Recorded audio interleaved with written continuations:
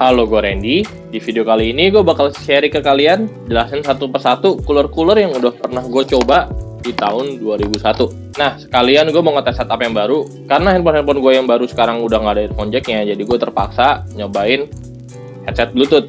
Nah, ini gue cobainnya pakai LG FN6, True Tone FN6, dan handphonenya di S20 FE dengan mode Pro Video. Karena di handphone Android yang gue tahu yang bisa nangkap Bluetooth itu di Samsung doang. Dan kalau untuk handphone yang lain itu harus pakai aplikasi tambahan. Nah, kalau gue lebih demen pakai aplikasi bawaan langsung.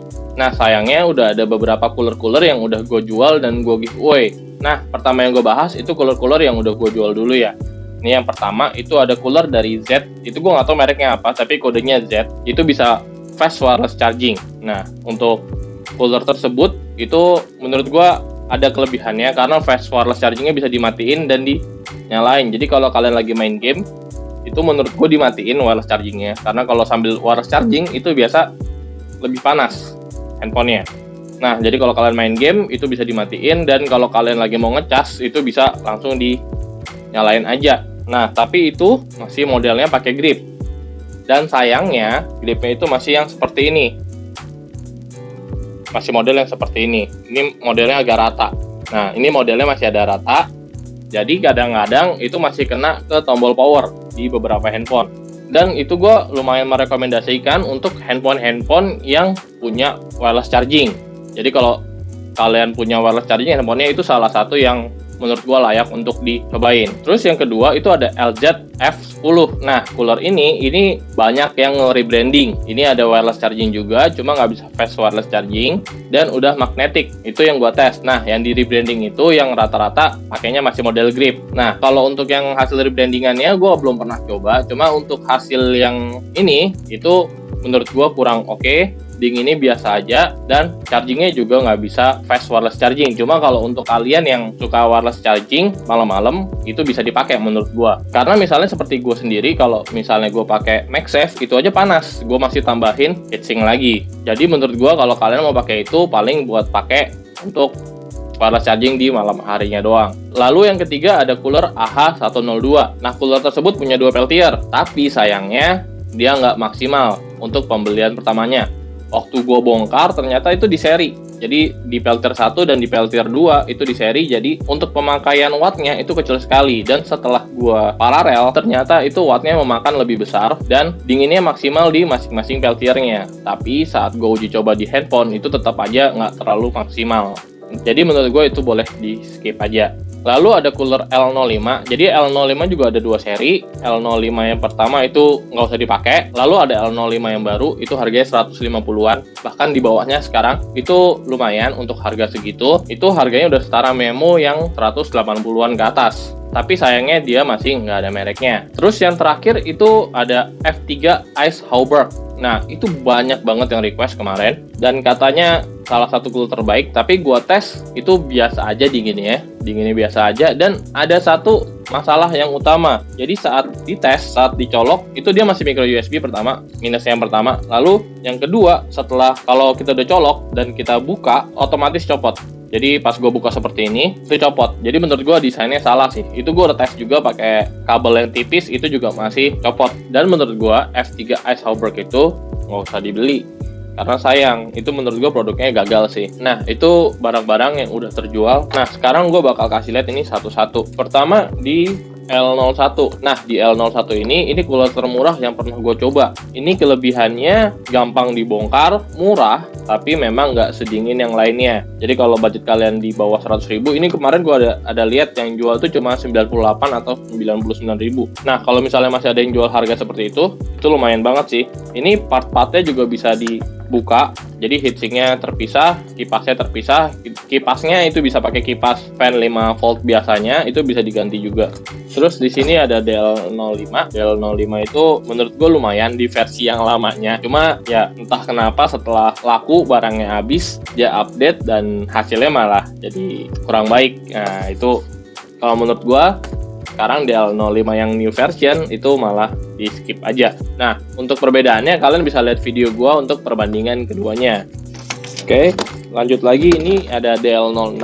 Ini masih oke menurut gua, dinginnya lumayan. Sedikit lebih dingin dibanding DL05 yang versi baru, dan harganya juga lebih murah karena dia nggak punya termostatnya. Kalau yang di DL05 itu kelebihannya ada termostatnya. Nah, walaupun nggak seakurat itu ya, tapi kita bisa pakai jadiin perbandingan. Nah, kalau yang ini nggak ada termostatnya, tapi menurut gua udah efektif untuk ngedinginin handphone kalian. Nah, ini harganya masih di bawah 200.000 dan ini lumayan kalau kalian cari yang ada mereknya.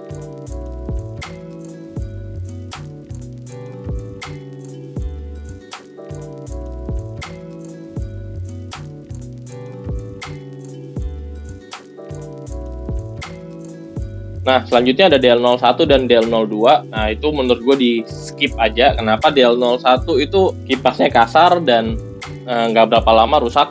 Yang gue coba ya.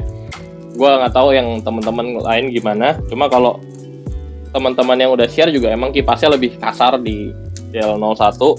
Nah, di DL02 udah mulai halus.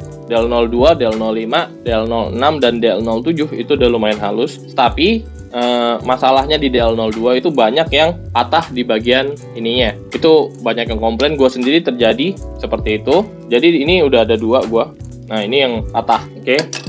Nah, yang ini kalian bisa modif dengan tambahan thermal pad-nya udah lumayan. Oke, lanjut di DL07. Dari keempat itu gue lebih prefer di DL07 karena udah lumayan lengkap. Nah, di DL07 ini udah lumayan lengkap, udah ada thermal pad dari bawaannya. Karena kalau besi, yang gue takutkan itu bisa ngelecetin belakangnya doang. Kalau aluminium, kalau yang udah pad kan lebih aman dan jelas penghantaran panasnya lebih baik. Kekurangannya cuma dia nggak bisa buka di bagian, nggak bisa ditarik di bagian bawahnya aja.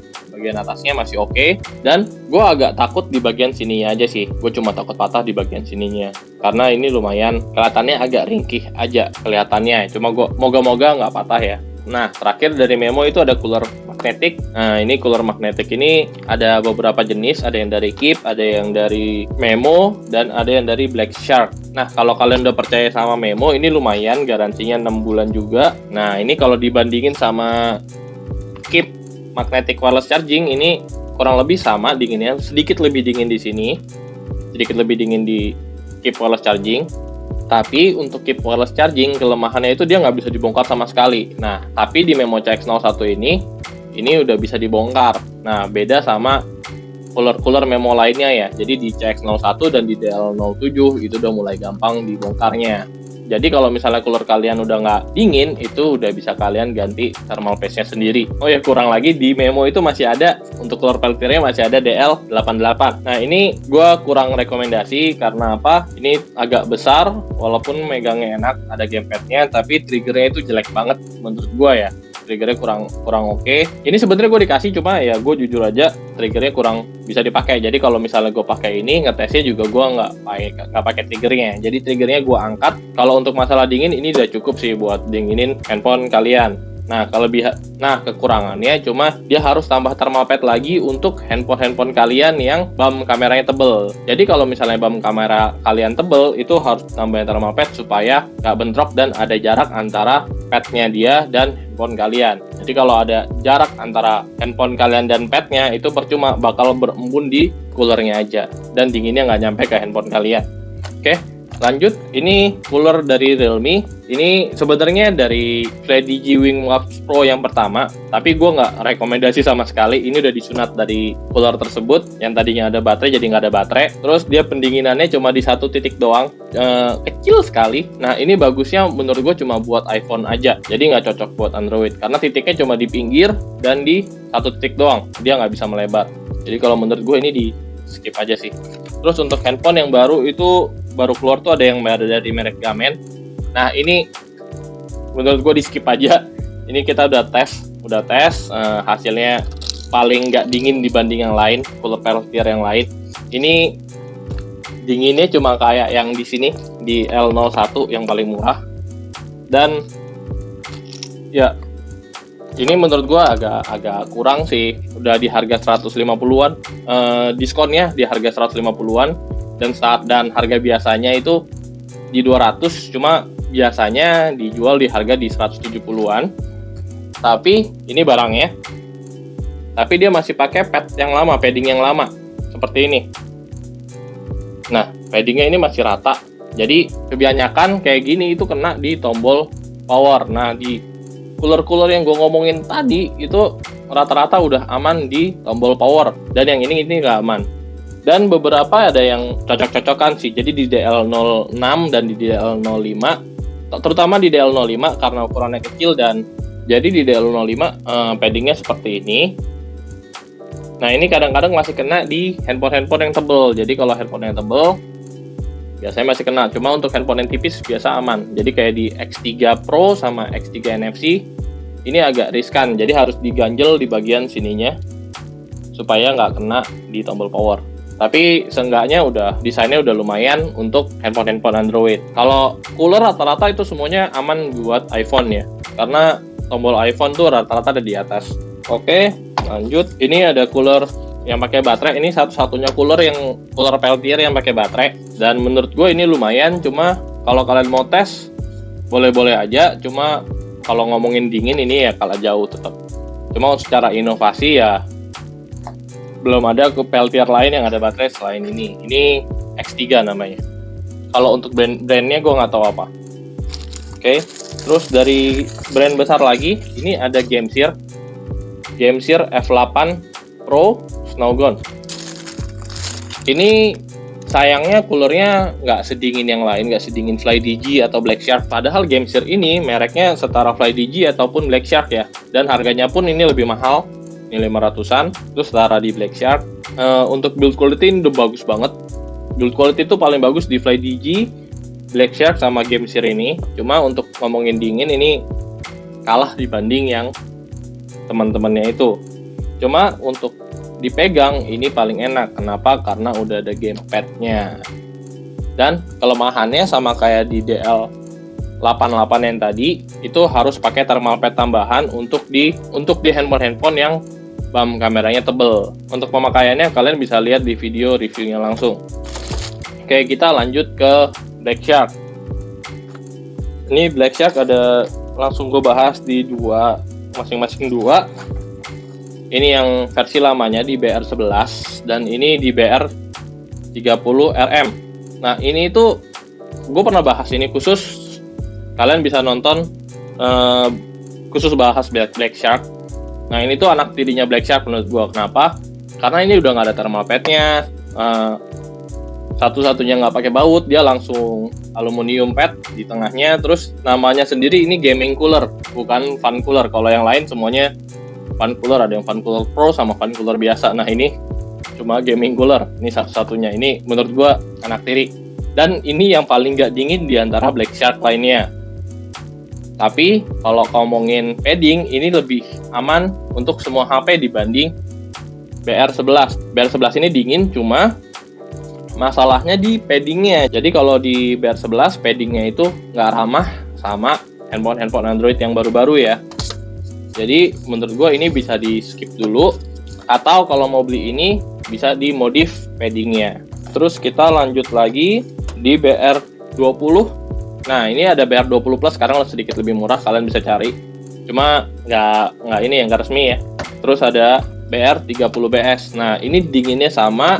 Ini salah satu cooler terdingin yang pernah gue coba. Ini yang versi Pro. Nah, ini fan cooler juga namanya.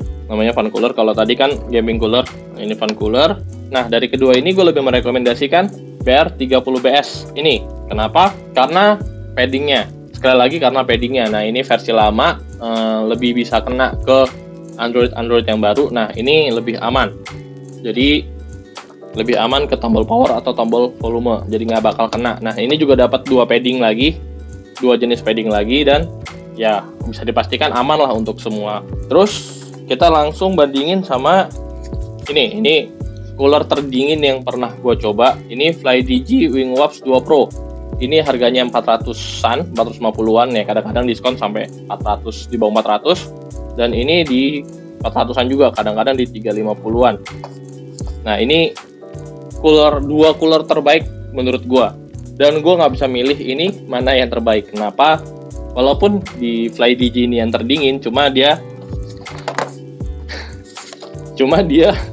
bisa satu yang diangkat, bawahnya nggak bisa diangkat. Nah, setelah gua tes, memang di kebanyakan handphone memang hasilnya lebih bagus di FlyDigi Wingwavs 2 Pro. Cuma kayak di X3 Pro dan di X3 NFC, terus di X3 GT, entah kenapa hasil benchmarknya malah lebih bagus di BR30 Pro. Cuma di sisanya, selain itu, selalu FlyDigi yang paling bagus untuk masalah benchmark.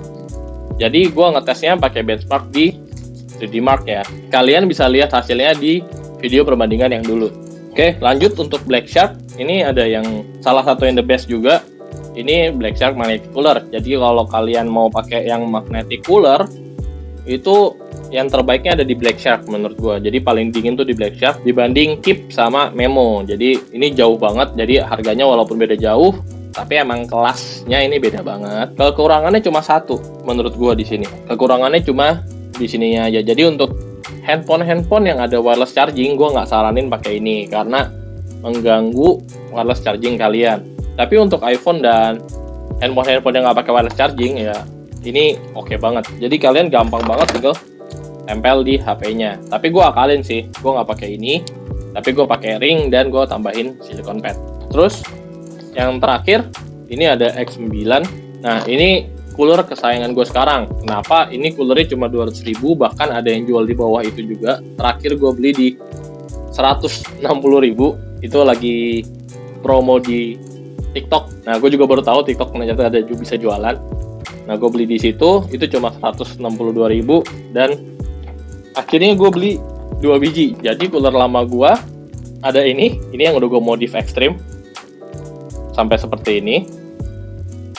Dan ini gue beli lagi yang baru.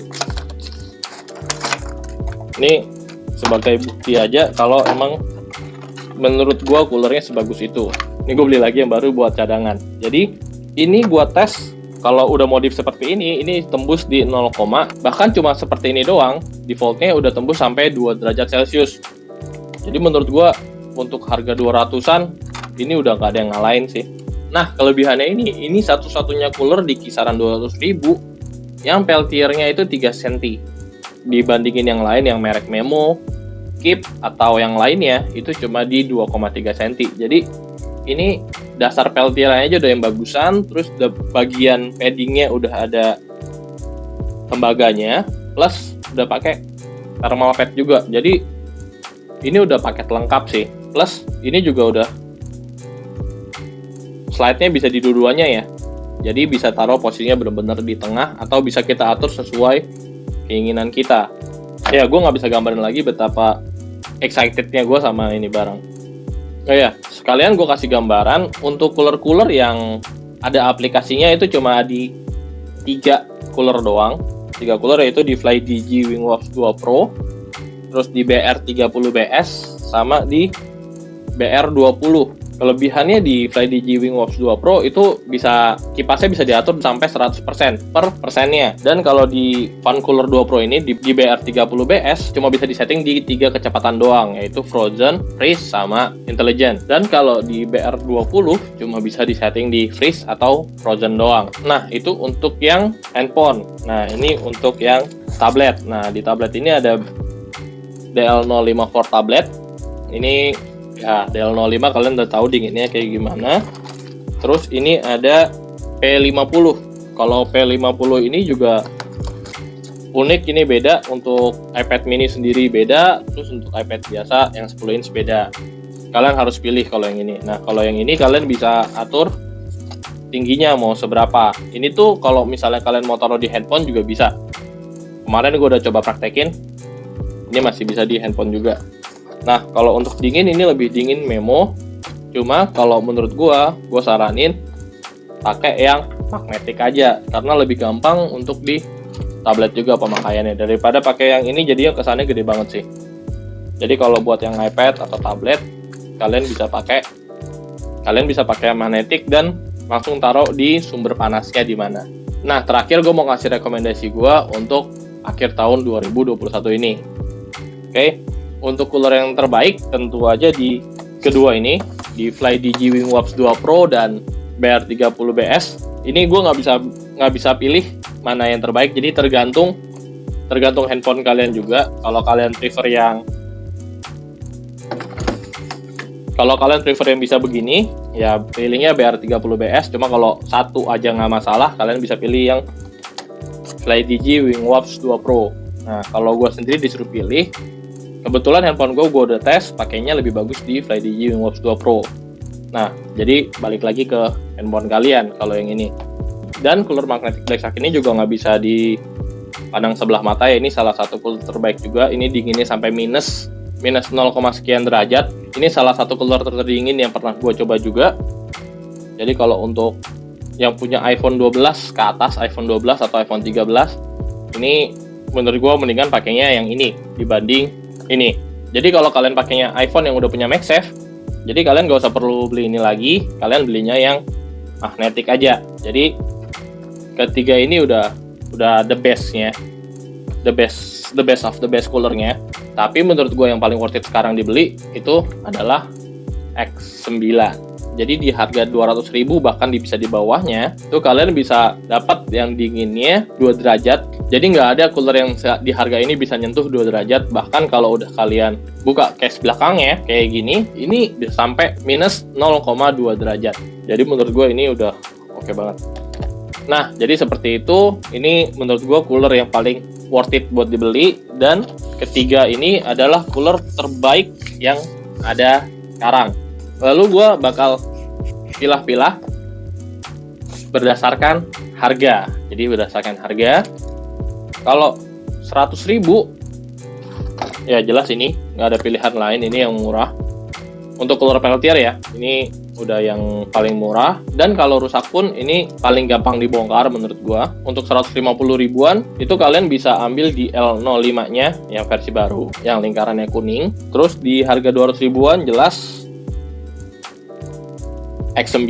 Nah, di harga 200.000 sampai 300 ribuan itu menurut gua di skip aja. Kalian bisa langsung turun di sini di X9 ya. Karena di harga tersebut tetap lebih dingin ini. Lalu kalau di atas harga 300.000 kalian bisa langsung ambil ini. Nah, ini gua nggak saran buat handphone di luar iPhone 13 atau iPhone 12 ya. Nah, kalau handphone di luar itu gua tetap lebih prefer yang jepit ini, antara FlyDigi Wingwatch 2 Pro atau Black Shark BR30BS. Oke, paling demikian dari gua. Semoga videonya bermanfaat dan bisa bantu kalian untuk milih cooler mana yang cocok untuk kalian. Oke, terima kasih.